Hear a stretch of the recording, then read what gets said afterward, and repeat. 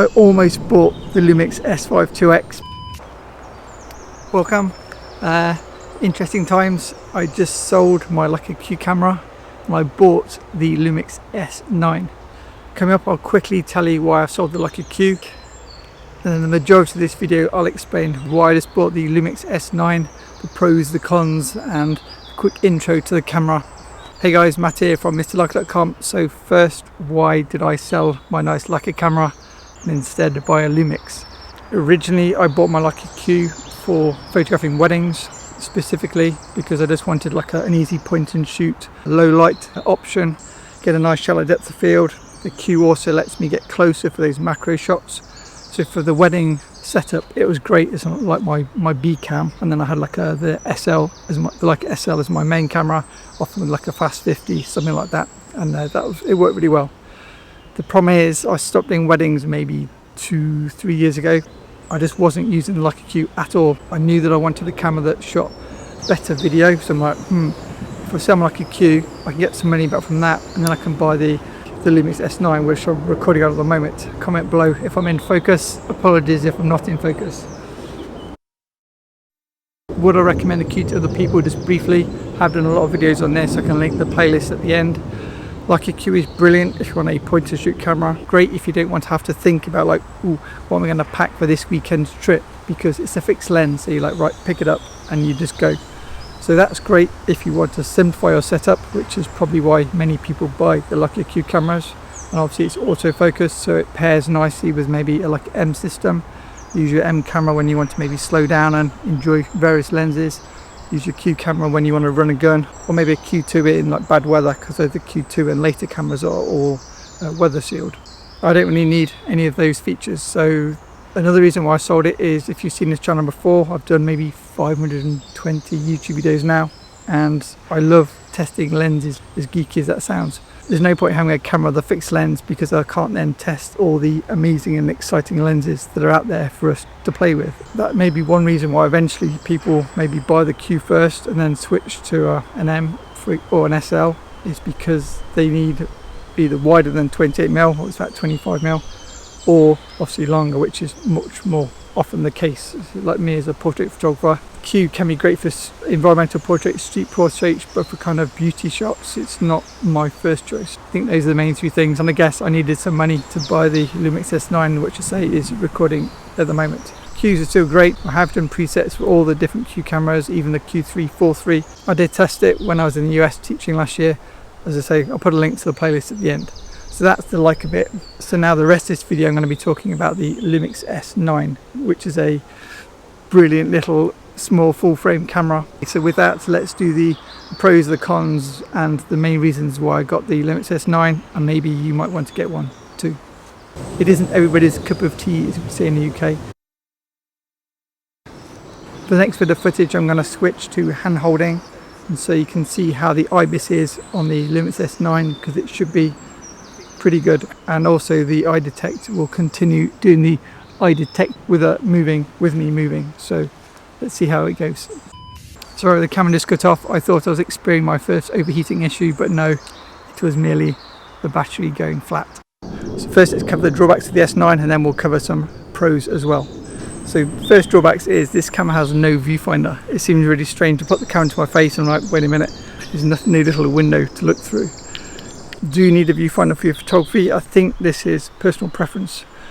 Normally I shoot fast lenses, so then I prefer a viewfinder, but if I'm say shooting models on a 35 or a 28, I tend to be a bit low and shooting like up, more like this, and so then I use my screen. Normally, if you've seen this channel before, I use manual focus lenses, but occasionally I'll use autofocus, and I've been seen to be getting lazy where I just hold the camera like almost arm's length with autofocus lens, and I shoot it like that because it's just easy with an autofocus lens.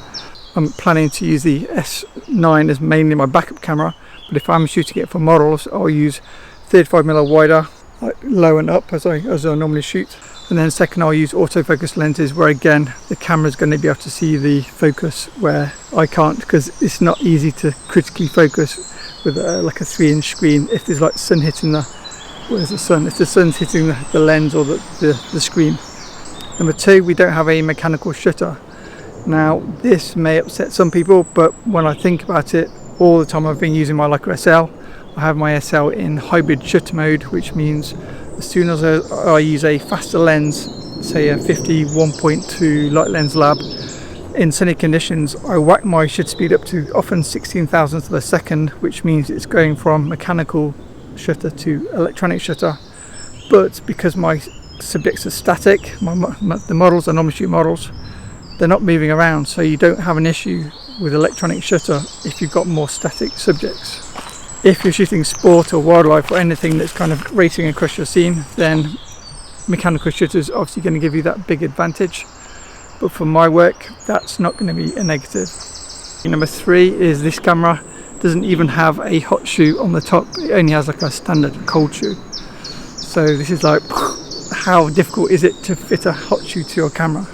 Obviously if I'm shooting flash, this is now a no-go with this camera because I can't shoot flash because I can't trigger it from the top and there's no PC sync port to fire it from a cable. As I say, this is going to be my B cam rather than my A cam, so for that reason it's not a deal breaker. I shoot with LEDs a lot and continuous light a lot. Available light as you see here. Sorry for the green face, I may need to try to correct it in post, the colour cast from the leaves. Other things people complain about which aren't necessarily important for photos is there's no headphone jack, you've only got single SD card slot. So these are the main problems as I see it now. If you look at my video from a year ago, there was 2 big additional problems. Number 1, the camera new was around I think 1,600, and number 2, the camera had video record limits, which means it would stop recording after maybe 10 minutes, 15 minutes because the Panasonic thought the camera would overheat. As time went on, they realized the camera wouldn't overheat, so they removed the record limits. And then in terms of pricing, you can now find these for a fraction of the price of like a cobweb in the face, a fraction of the price of something like a Lumix SL2X or SL2. And that was the deal breaker. That's what made me go for this camera rather than the Lumix S5 Here are 5 reasons why I just bought the Lumix S9. Number 1, the S9 is the same size almost as my APS-C Leica CL, so perfect as my B cam for travel, but now I can also shoot video with it, which is amazing. The Lumix S9 has more accurate autofocus, hopefully, if it's tracking on my face. Better autofocus than the Leica SL2, Leica SL2S, Lumix S5 and all similar cameras. So I can actually hopefully do face tracking, as you will see. I'm not walking particularly fast, I've got no gimbal, I've got IBIS on but no special IBIS on. This is me doing a quicker walk. Whether it's better or not, let me know in the comments. This is maybe my first walking around video I've done. It's a bit of a gamble, but fingers crossed. 3, the Lumix S9 has the same sensor as the Lumix S5 II and S5 IIX, but it's 40% cheaper and it's way smaller, so it's like tick tick tick tick. The S9 also has the same video features as the S5 II and S5 IIX, which means you can shoot 6K open gate and things like that if that's something you're interested in.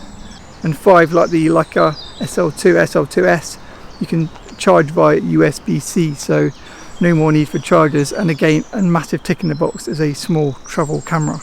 I almost bought the Lumix S5 IIX. I love the blacked out finish and I thought it might blend well with my Leica cameras, a bit more stealthy. And then at the final kind of minute before pressing the button, I remembered the Lumix S9. I checked MPB and these cameras you can find them for maybe £720 ish, and that's about 40% cheaper, as I say, than the Lumix S5 II if you find a used one, and way cheaper than a Lumix S5 IIX because they're quite popular.